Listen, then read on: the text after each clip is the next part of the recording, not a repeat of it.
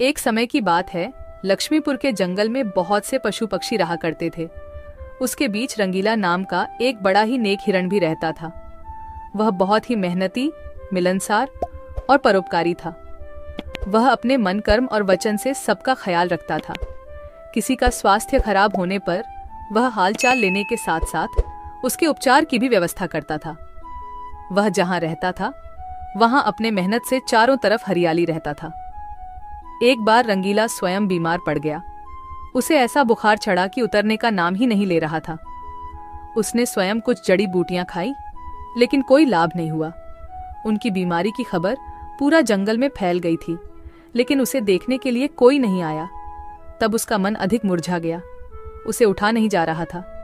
फिर भी वह उठकर थोड़ा आगे आया और उसने देखा कि 2 हिरण उनके इलाके में आ गए थे।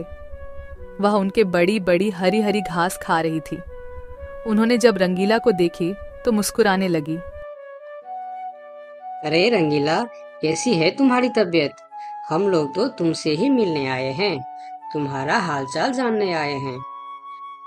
हाँ रंगीला, मैंने सुना तुम्हारी तबीयत बहुत खराब है, तो हमसे रहा नहीं गया, इसीलिए चले आए हैं। अब बताओ, कैसी तबीयत है तुम्हारी? तबीयत में कुछ सुधार नहीं आया है, अब कोई दूसरी दवा लेनी पड़ेगी। हाँ हाँ, अच्छी दवा लेना और अपनी ख्याल रखना। अब तुम आराम करो, हम चलते हैं। रंगीला मुड़कर अपनी घर के तरफ चला गया और इधर दोनों हिरण फिर से रंगीला के इलाके के हरे हरे घास खाने लगी। हमने इस जगह के बारे में जितना सुना था उससे कहीं ज्यादा पाया। रंगीला ने बड़ी मेहनत से ये गुलशन सजाया है। चारों तरफ हरियाली ही हरियाली है। देखकर और खाकर तबीयत खुश हो गई। अभी पेट भरकर खा लेता हूँ, फिर कल रंगीला से मिलने के बहाने आ जाऊंगा। हमें रंगीला से क्या काम, हमें तो यह हरियाली खींच लाई है। चलो, हम फिर कल आएंगे रंगीला से मिलने के बहाने। जब दोनों हिरण का पेट भर गया तब वह वहां से चले गए और अपने इलाके में जाकर वह रंगीला के इलाके के हरे हरे घास के बारे में तारीफ करने लगे। अरे भाई, यहाँ सूखे घास खाकर पड़े हो, वहाँ जाओ रंगीला के दरबार में, रंगीला का हालचाल पूछो और पेट भर के हरे हरे घास खाओ। बहुत अच्छा है रंगीला, उसके बीमार होने पर भी हमें हरे हरे घास खाने के लिए मिल रहे हैं। रंगीला बहुत अच्छा है, बड़ा ही नेक हिरन है। उसके बीमार होने पर भी हमें हरे हरे घास खाने के लिए मिल रहा है। इससे अच्छी बात और क्या हो सकती है। वहां बहुत सारे हिरण की टोली बन गई। वह सब रंगीला के पास पहुंच गए और रंगीला का हालचाल पूछने लगे।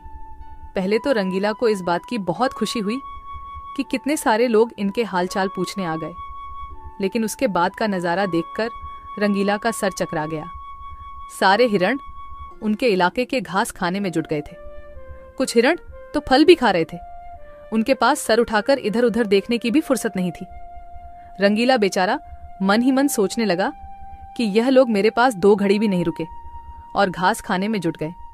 अगर यही हाल रहा तो मेरे इलाके के सभी घास खत्म हो जाएंगे, मेरे खाने के लिए भी कुछ नहीं बचेगा।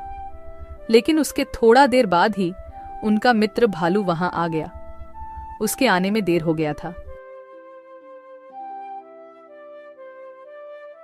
माफ करना दोस्त, मुझे आने में देर हो गई है।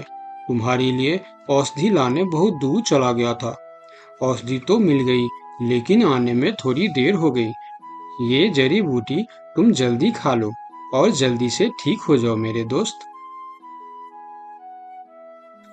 रंगीला ने वह औषधि खाई और कुछ देर बाद ही उसे आराम मिलने लगा। उसका दोस्त भालू उनके साथ ही रुका रहा और 2 दिन के बाद रंगीला का तबीयत ठीक हो गई। लेकिन उनके खाने के लिए न कोई घास बचा था, न कोई फल बची थी। उनकी सारी मेहनत पर पानी फिर गया था। वह बहुत उदास हो गया। दोस्त रंगीला, मैं जानता हूँ ये मतलब का संसार है। ज्यादातर यहाँ सब दोस्ती दिखावा का ही करते हैं। सब अपने फायदे की सोचता है। तुम चिंता मत करो, हम दोनों मिलकर यहाँ फिर से अपना गुलशन सजाएंगे, एक नई दुनिया बनाएंगे। इस कहानी से हमें यह सीख मिलती है कि मन में कपट रखने वाला मित्र शत्रु से भी ज्यादा खतरनाक होता है।